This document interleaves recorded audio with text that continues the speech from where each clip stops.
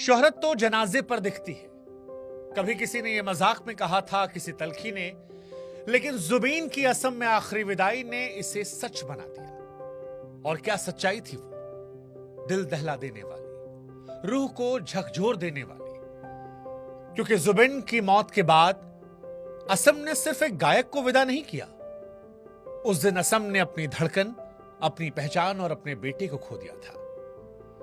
असम की सड़कें भीड़ से भरी थी, लेकिन वहां शोर नहीं था। हर चेहरा गमगीन था, हर नजर झुकी हुई थी, मानो जैसे हर कोई अपने घर के किसी सदस्य को खो बैठा। मानो जैसे किसी ने संगीत की उस डोर को काट दिया था जो असम में हर व्यक्ति को जोड़ रही थी। और इसीलिए जुबीन की आखिरी यात्रा सिर्फ एक अंतिम यात्रा नहीं थी, एक क्रांति थी। एक ऐसी क्रांति जिसमें कोई नारे नहीं थे, एक ऐसी क्रांति जहां पर कोई झंडा नहीं था, बस लोगों की आंखों में आंसू थे। ना कोई मंच था, ना प्रचार, बस दिल था जो टूटा हुआ था। जुबिन की अंतिम यात्रा में हर कोई आया था, लेकिन हैरानी की कोई किसी से कुछ पूछ नहीं रहा था। कोई किसी की जात नहीं देख रहा था, कोई किसी की भाषा पर ध्यान नहीं दे रहा था, किसी को किसी के धर्म से मतलब नहीं था। जुबिन की अंतिम यात्रा में ना कोई बड़ा था, ना कोई छोटा। हर कोई वहां जो मौजूद था वो उस भीड़ में कह रहा था, जुबिन हमारा था। और हमारा कितना बड़ा शब्द है, यह आज के दौर में समझने वाली चीज है।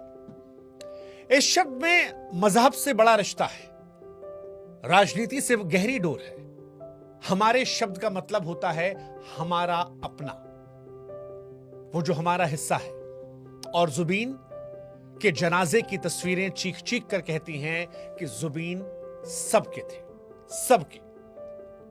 असम के मुख्यमंत्री पहुंचे, नेता की तरह नहीं, न किसी कुर्सी पर बैठे शख्स की तरह, वो एक श्रोता की तरह है, एक फैन की तरह। उन्होंने जुबीन की चिता की जमीन से मिट्टी उठाई, मानो जैसे कोई पिता अपने बेटे के लिए आखिरी सेवा कर रहा हो। उनकी आंखों से भी आंसू बह रहे थे, और वो आंसू नकली नहीं थे।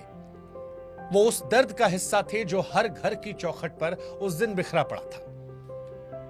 और जब ये तस्वीरें आई तो जहन में ख्याल आया कि क्या कभी हमने आपने किसी सरकार को इतना इंसानी होते देखा है, इतना छोटा होकर, इतना नम्र होकर। और इसी वजह से जुबीन बहुत बड़े हो गए। उस विदाई के बाद सिर्फ असम नहीं रोया था, देश के बाकी हिस्सों में भी लोग खामोश बैठे थे। टीवी की स्क्रीन पर जब जुबीन की अंतिम विदाई में वो जो जनसैलाब उमड़ा था, उसे कभी टीवी पर, कभी अखबारों पर लोगों ने देखा, तो सबके मन में सिर्फ एक सवाल था कि आखिर जुबीन कौन था जिसे इतना प्यार मिल गया। क्योंकि असम के बाहर कई ऐसे थे जो जुबीन को सिर्फ या अली या दिल तू ही बता से जानते थे। और जब असम में जुबीन के लिए वो जनसैलाब दिख रहा था तो उनके जहन में सवाल था कि क्यों असम के हर घर की चौखट पर शोक पसरा हुआ है। ऐसा क्यों हुआ है कि एक गायक की मौत किसी नेता से, किसी अभिनेता से, किसी हीरो से, किसी महापुरुष से बड़ी हो गई है। दिल्ली से लेकर मुंबई, चेन्नई, कोलकाता, हर शहर में लोगों ने जुबीन की तस्वीरें देखी। लोग हैरान थे कि एक कलाकार के लिए कैसे जन समुद्र उमड़ पड़ा था। ज्यादातर लोग असम के बाहर, खासतौर पर हिंदी बोलने वाले राज्यों में कह रहे थे कि जुबीन का नाम सुना था हमने, हम जानते थे कि वह असम से है, लेकिन जुबीन का इतना बड़ा असर। किसी ने पूछा कि किसी गायक को इतना अपनापन कैसे मिल सकता है, और तब जवाब खुद असम ने दिया। असम ने बताया कि जुबीन सिर्फ गायक नहीं थे, वो असम के अपने थे, वो असम के लोगों के रिश्ते में थे।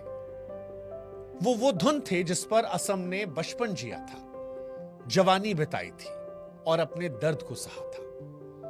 जुबीन वो आवाज थे जिसने दूरदराज गांव के बच्चे को एहसास कराया था कि वो अकेला नहीं है। वो आत्मा थे जिसने संगीत को असम में भाषा से ऊपर, मजहब से ऊपर और सियासत से ऊपर खड़ा कर दिया था। देश के बाकी हिस्सों ने तब समझा कि जुबीन एक नाम नहीं, असम के लोगों के लिए वो एक भावना थी जो असम के हर दिल का हिस्सा रही, हर त्योहार की गीत रही, हर आंगन की गूंज रही। और इसीलिए शायद असम ने खुलकर कहा कि एक कलाकार नहीं खोया है, उन्होंने अपना खोया है। और सच यही था। जुबिन को जानने के लिए उनके गानों को सुनना जरूरी नहीं था। जुबिन को जानने के लिए बस असम की भीगी आंखें देख लेना काफी था, क्योंकि प्यार का पैमाना गानों से नहीं, लोगों के आंसुओं से तय होता है, जनाजे की भीड़ से तय होता है। और वो जो भीड़ हजारों की संख्या में आई थी पर खामोश थी, वो ये बता रही थी कि जुबिन की हैसियत क्या थी। जुबिन के जनाजे पर मानो समय ठहर सा गया था।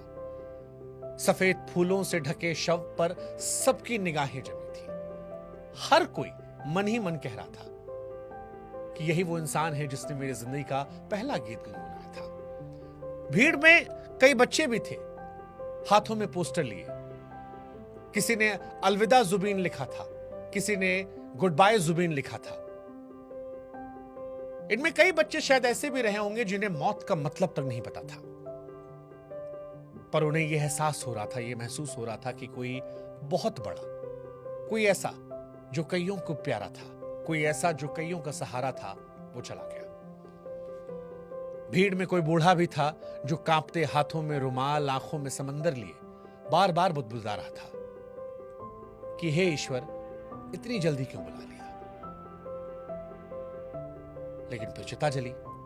आसमान में तब सिर्फ धुआं नहीं उठा, उस धुएं में वो बहुत सारे गीत उठे जो अब कभी जुबिन की आवाज में सुनाई नहीं पड़ेंगे। मानो हर लपट में एक याद थी, हर राख में एक धुन थी, लेकिन उस पर लगा कि मौत भी हार गई है। और यह एहसास इसलिए था क्योंकि मौत को भी यह एहसास हो रहा था कि कोई इंसान इतना बड़ा कैसे हो सकता है कि मौत भी उसके सामने बौनी नजर आने लगी। फिर चिता बुझी, पर आंखें नहीं बुझी। आंसुओं की आग जलती रही और उसी राख से, उसी आंसू से जुबिन और बड़े हो गए। जुबिन अब सिर्फ एक गायक नहीं रहे, जुबिन हवा बन गए हर सांस में, वो नाम बन गए हर दुआ में, वो धड़कन बन गए हर दिल में। रिक्शा वाले के रेडियो पर उनका गीत धीमे धीमे बज रहा है, सड़क किनारे रोती मां के होठों पर उसका नाम आ रहा है, और कोई नौजवान अपने फोन पर उसका गाना सुनते सुनते आज असम में अचानक फपक फपक कर रो पड़ा है। जुबिन की मौत नहीं हुई है, जुबिन अब हर जगह है, अपनी विरासत में, वो विरासत जो उनकी आवाज में छूट गई है। उनका संगीत अब सिर्फ इतिहास नहीं है, बल्कि असम की रगों में दौड़ता खून है। उनकी याद अब दर्द नहीं है, बल्कि असम के लोगों की ताकत है। और वो जो शुरू में हमने कहा था कि शोहरत तो जनाजे पर मिलती है, लेकिन जुबिन को सिर्फ शोहरत नहीं मिली, उन्हें मिला अमृत।